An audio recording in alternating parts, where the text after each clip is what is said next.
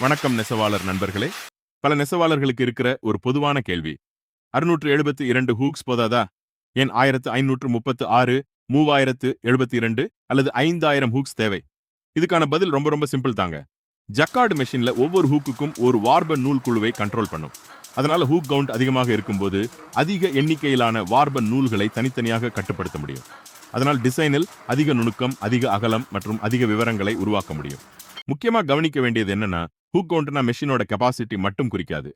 அது நீங்க நெய்யற புடவையின் டிசைன் குவாலிட்டியை தீர்மானிக்கும். எளிய மற்றும் வேகமான உற்பத்திக்கு குறைந்த ஹூக் கவுண்ட் தேவை. அதிக வார் கண்ட்ரோல், டிசைன் குவாலிட்டி, அகலமான பாட்டர் மற்றும் நுணுக்கமான பாடி டிசைன்.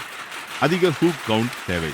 KFD ஜக்கார்டு மூலம் ஹூக் கவுண்டை தீர்மானிப்பது மூலம் உங்கள் design quality, product value, market demand, profit potential அதிகரிக்கும். மேலும் விவரங்களுக்கு கீழ்கண்ட தொலைபேசி எண்ணை அழையுங்கள்.